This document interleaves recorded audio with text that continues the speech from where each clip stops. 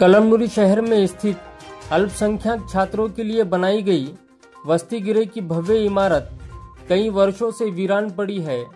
सरकार द्वारा करोड़ों रुपए खर्च कर बनाई गई ये इमारत शुरू न किए जाने के कारण खंडर में तब्दील हो रही है।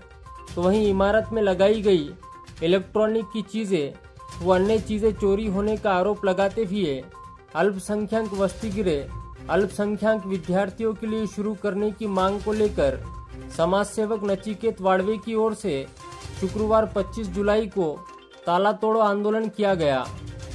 ताला तोड़ो आंदोलन को शिवसेना ठाकरे गुट के जिला प्रमुख अजय सावंत उर्फ गोपू पाटिल व मुस्लिम सेवा संघ के जिला अध्यक्ष शेख आमिर ने आंदोलन में पहुंचकर आंदोलन को अपना समर्थन दिया।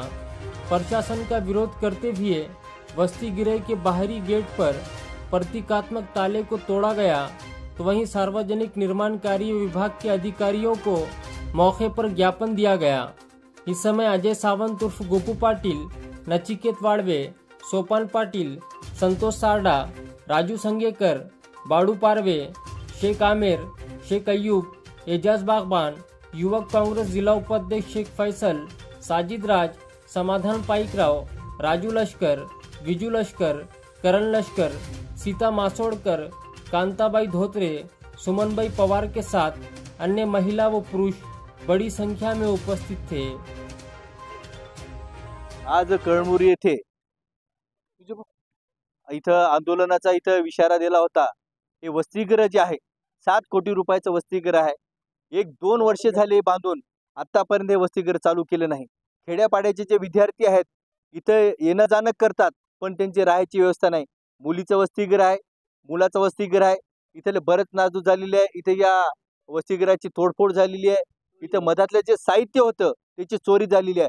पण आतापर्यंत शासनाने याच्याकडे लक्ष दिले नाही, इथल्या अधिकाऱ्यांनी पण याच्यावर लक्ष दिले नाही। हे लक्ष वेधण्यासाठी आणि वसतिगृह चालू करण्यासाठी आम्ही इथे या ठिकाणी कुलूप फोडो आंदोलन या ठिकाणी केलेलं आहे।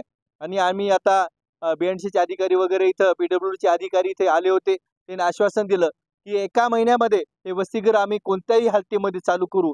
जर 1 महिन्यामध्ये हे वसतिगृह चालू केलं नाही तर आम्ही सर्व पदाधिकारी या ठिकाणी या वसतिगृहामध्ये जर मुलालाच राहायला व्यवस्था नसेल तर आम्ही इथे जनावर या ठिकाणी सोडणार आहोत। आणि या घटनेचा आम्ही जे चालू केले नाही वसतिगृह त्याचा आम्ही निषेध करणार आहोत। हे फक्त आमचं आता फक्त आंदोलन या ठिकाणी याच्यावर थांबणार नाही। 1 महिन्याच्या कालावधीमध्ये वसतिगृह चालू केलं नाही तर तीव्र असं आंदोलन आम्ही या ठिकाणी करणार आहोत। 2024 रोजी आम्ही जिल्हाधिकारी हिंगोली यांना एक निवेदन दिलं होतं।